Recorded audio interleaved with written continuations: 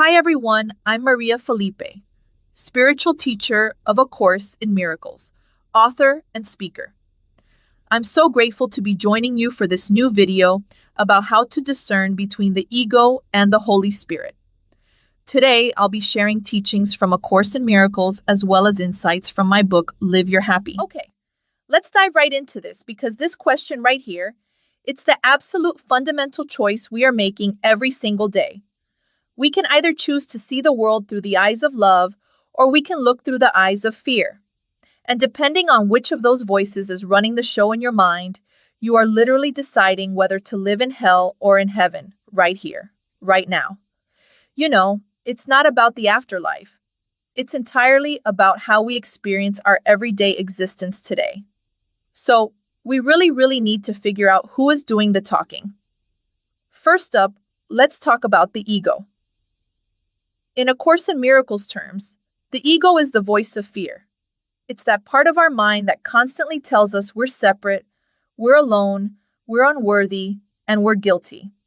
And please excuse my Spanish here, but I always say this is all just a bunch of caca. In my book, I actually like to call the ego our cuckoo voice. You know the one. It's that relentless mental chatter that constantly worries, judges everyone, compares us to others, and holds on to grudges forever. Put simply, the ego is out to completely kill our happy. But here is the really beautiful news. We have another completely different way of thinking available to us at all times. The Holy Spirit is right there inside our minds. This is the voice of love. It's our direct line to God, and it is always waiting so patiently for the chance to remind us that happiness is our divine right. When we inevitably forget our innate goodness, the Holy Spirit is that gentle, kind presence waiting for our return, just totally ready to remind us that we are actually created from love itself. Now, you might be wondering, why on earth do we get these two voices so confused? Well, we experience fear because we mistakenly believe we have to handle absolutely everything all by ourselves, relying on the ego's totally exhausting strength.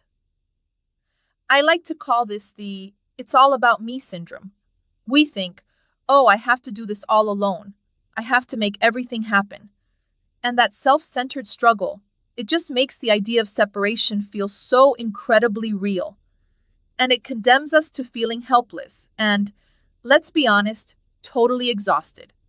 So, let's compare them. When you are listening to the ego, your internal world just feels heavy.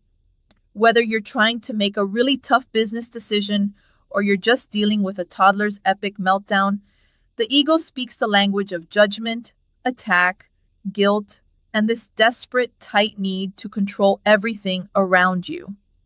But when you let yourself be guided by the Holy Spirit, the emotional weather completely changes. You feel peace. You operate with gentleness, forgiveness, and trust.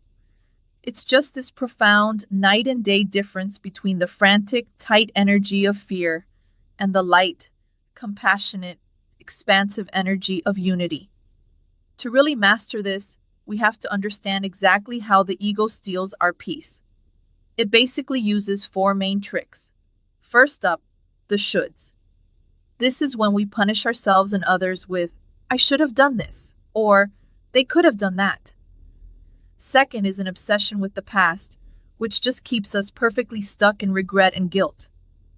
Third is a total focus on the body and the physical world, reinforcing the lie that we are separate from each other. And fourth, oh, this is the biggest trick of all, convincing you that happiness is somewhere out there. The ego screams that if you just get the perfect job, the right partner, or a bigger bank account, then you'll finally be happy. It is a complete lie designed to keep you endlessly, exhaustingly seeking. Let me give you a very real example from my own life. Years ago, when I was going through my divorce, my ex-husband once called me up, and he was just so angry, and it left me feeling incredibly sad. My ego reaction flared up instantly. I was like, who does he think he is? Poor me. He should be paying me. It was a full-on, totally classic ego rant. But then I caught myself. I realized my own thoughts were hurting me. So I paused, took a breath, and prayed, Holy Spirit, I must have chosen wrongly. I want peace instead of this. And to my absolute surprise, this beautiful stillness just washed over me. I even realized I didn't need to buy into the cuckoo voice anymore. I actually had the exact same realization years earlier when I booked this huge live TV hosting gig for the World Wrestling Federation. My ego completely paralyzed me with insecurities, telling me I wasn't good enough to do it alone. It was only by surrendering that intense fear to the Holy Spirit that I could finally step onto that stage and find my peace. So, how do we actually do this in our day-to-day lives? We need a highly practical framework you can use anytime you feel that ego taking over. You have to discipline your mind, and here is exactly how you do it. Step 1. Stop. Literally just take a deep breath and pause to notice that negative chatter. Step 2. Look. Consciously slow down the pace of your thoughts. Step 3. Ask and listen. Hand the whole situation over to the Holy Spirit and just ask to see it in another way. Trust that you will receive exactly the loving insight you need to shift right back to your happy. Now, a huge part of making that shift stick requires letting go of our judgments. Because holding on to a grievance is literally holding on to something that isn't really you.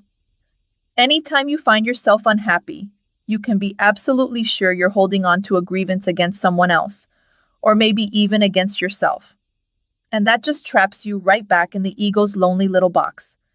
By actively practicing forgiveness, we release all that heavy stuff we are not. And we reconnect to our true loving nature. We remember the truth that we are all one. So the absolute crucial point is this. How do you know for sure that you are finally listening to the Holy Spirit? The ultimate undeniable indicator is a state of deep peace. When you're aware of your inner companion, you're going to experience this flowing ease and grace in your life.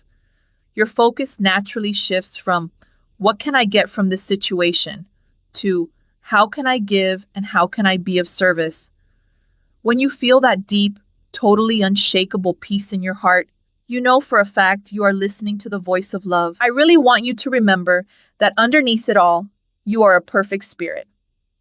Each day, each hour, honestly, even each passing second, you have a fresh new opportunity to decide between the ego and the Holy Spirit. You are never stuck. You are always, always only a thought away from feeling good. Choose love. If you enjoyed this video, please like, subscribe, and share it with your friends. We're all in this together, helping each other remember what is really real. Love. I'll see you in the next video.